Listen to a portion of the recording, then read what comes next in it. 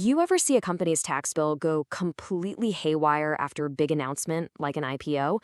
Well, there's actually a specific rule for that, and it's called SIC 25.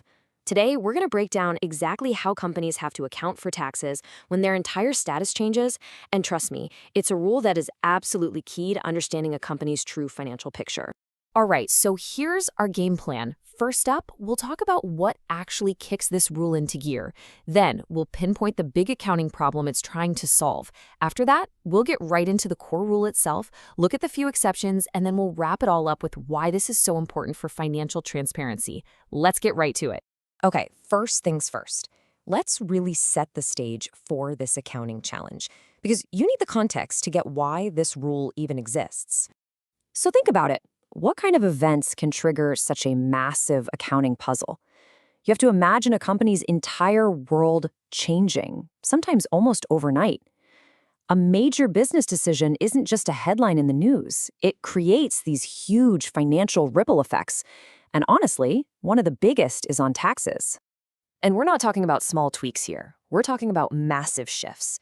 A private company finally going public with an IPO, a complete overhaul of its ownership structure, or maybe even a key shareholder packing up and moving to another country. All of a sudden, tax incentives might just vanish, or the company could be hit with a completely new set of tax laws. These aren't just operational shifts, they are basically financial earthquakes. Okay, so all of these huge changes, they all point to one central nagging problem for accountants.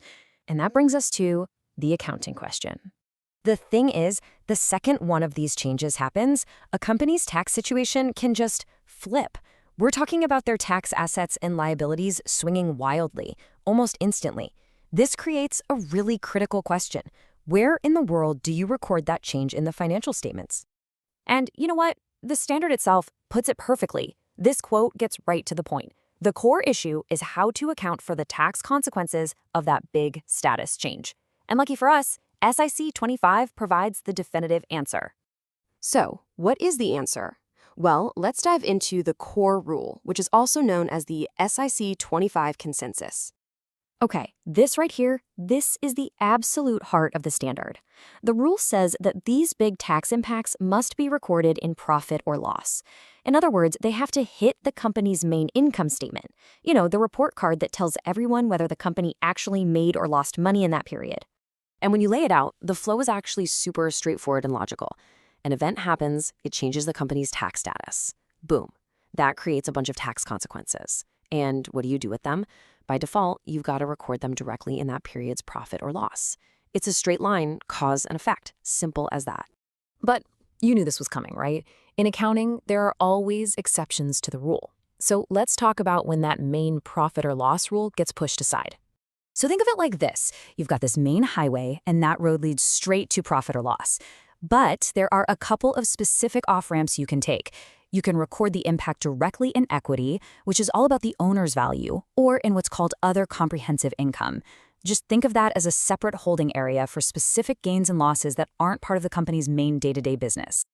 Now, you can't just take these off-ramps whenever you feel like it. They only apply in two very specific situations.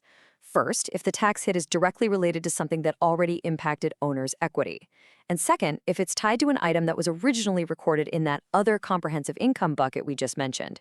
The logic here is pretty simple, right? You keep the tax effect in the same place where the original transaction happened. Okay, so we've gone through the rule, we've gone through the exceptions, but the big question is, why should you even care? Why does this technical rule actually matter?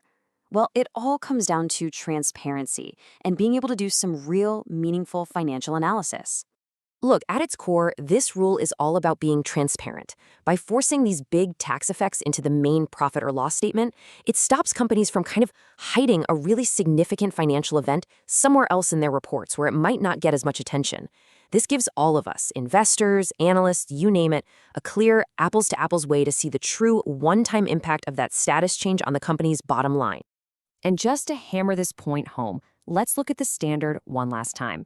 It is crystal clear. The current and deferred tax consequences of a change in tax status shall be included in profit or loss for the period. That right there is the fundamental principle of SIC 25. It reinforces that the main story of the change gets told, front and center, right there on the income statement. So here's what I want you to do. The next time you're looking at a company's financial report and you see their tax expense just jump or dive, ask yourself this question. What story are the tax lines telling? Because it might not just be about their day-to-day profits and losses. It could be the echo of a company's entire world changing.